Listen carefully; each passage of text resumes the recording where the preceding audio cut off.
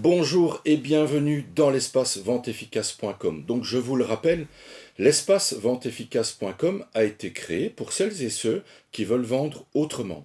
Que veut dire vendre autrement? Vendre autrement veut dire simplement que nous souhaitons utiliser des techniques, des méthodes de vente et de communication qui sont plus douces, plus respectueuses de l'environnement relationnel, de la relation entre le client et le vendeur. Voilà. Aujourd'hui, on va aborder un sujet assez important lorsque on pratique la communication commerciale et ou la vente, la prospection. Il s'agit de la question du persona. On se retrouve dans un moment juste après le générique.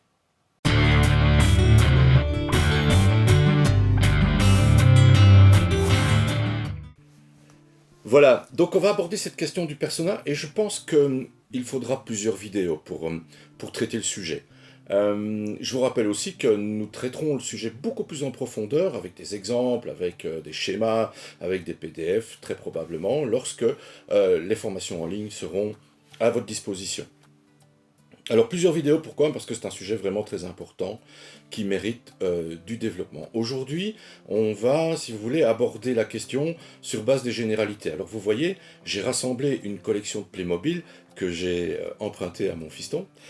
Non pas pour jouer au Playmobil avec vous, mais pour expliquer, visualiser de quoi il s'agit, c'est quoi le persona. Alors le persona, c'est un personnage virtuel que vous allez inventer. Et c'est un personnage virtuel qui correspond à votre proposition de valeur. C'est-à-dire que vous faites une proposition de valeur, donc vous vendez un produit, un service, et ce produit, ce service correspond à un personnage dans la population, une forme de personnage. Je vous l'ai dit, je vous promets, on va développer. Donc laissons venir les choses doucement, calmement, mais là, le principe de base, c'est ça. C'est un persona, c'est une personnalité. Je l'appelle ça le client idéal, votre client idéal, celui auquel vous pensez et celui qui vous serait le plus agréable de rencontrer. Ok? Bon, alors ça paraît impossible. Et ça, c'est la première croyance la plus importante. C'est vrai que tout le monde me dit, mais enfin, c'est pas possible, quoi. Pourquoi? Parce que d'habitude, lorsque l'on conçoit une proposition de valeur, on va la proposer au plus large public possible. Parce qu'il y a une croyance qui est fortement ancrée dans l'esprit de chacun et chacune d'entre nous, et j'en ai moi-même été, j'en suis le témoin, j'ai eu cette croyance-là. Je pensais que lorsque j'ai une proposition de valeur à mettre sur le marché, je dois le proposer au marché le plus large possible. C'est vrai qu'on va segmenter, mais on va faire des segments où on va s'adresser à plusieurs publics, on va commencer à chipoter, et notre proposition de valeur va s'adresser à un public trop large, trop indéfini. Et l'idée de créer le persona, c'est de définir plutôt précisément à qui s'adresse la proposition de valeur. Ok? Bon. Donc la première croyance, c'est celle qui consiste à faire un maximum de propositions de valeur à un maximum de public. Et on pense qu'en ratissant large, on va avoir beaucoup plus d'opportunités. Et cette croyance, elle est fondée, hein, elle correspond à une logique statistique, presque mathématique. Hein, plus j'ai de propositions de valeur vers un public le plus large possible, plus j'ai d'opportunités, plus. Et en fait, c'est le contraire qui se produit. C'est une erreur de penser ça. Donc, il s'agit de bien définir votre proposition de valeur, et ça, ce sera encore un sujet qu'on développera plus tard, bien définir votre proposition de valeur, et bien définir le client idéal auquel cette proposition de valeur s'adresse. D'accord? Donc ça, c'est vraiment le premier élément très important.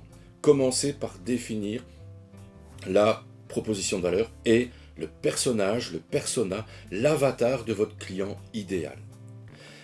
Je pense aussi que la croyance qui veut qu'on on propose un plus large éventail au plus large public possible, c'est le modèle de la grande distribution. Et je crois que nous avons tous ce modèle-là sous les yeux, tous les jours, toutes les semaines. On reçoit les dépliants, les folders publicitaires de la grande distribution, et nous pensons peut-être de manière erronée que c'est cela qu'il faut faire. Et en fait, non, pas du tout. Déjà, moi, j'ai pas les moyens de faire une publicité comme eux, j'ai pas les mêmes budgets, et puis, mon travail est un travail de spécialiste qui s'adresse à un client qui a besoin de ce spécialiste. Et donc, ça, c'est vraiment le principe même du persona. Vous allez voir, c'est vraiment un travail difficile, et je vais vous aider, je vais vous expliquer comment on peut faire. Et puis ça sert à quoi le persona, et puis pourquoi c'est utile le persona, etc. Mais ça c'est dans les vidéos suivantes.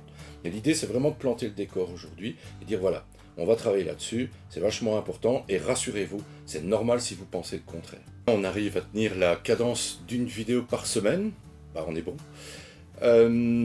Alors, s'il vous plaît, merci de cliquer sur la petite cloche en bas si vous voulez être tenu informé des prochaines parutions de vidéos. Merci de vous abonner à la chaîne, comme ça bah, vous me permettez aussi de grimper dans le référencement, et puis nous restons en contact. Je vous rappelle aussi qu'il y a des articles qui sont publiés, donc si vous préférez les avoir par écrit et peut-être les archiver quelque part, rendez-vous sur le blog www.venteefficace.com. Rendez-vous aussi sur les réseaux sociaux, LinkedIn, Facebook, où vous retrouverez évidemment ces contenus qui vous seront proposés à travers ces réseaux sociaux. On se retrouve donc la semaine prochaine pour la suite des événements en ce qui concerne la question du persona. Bye bye, à bientôt.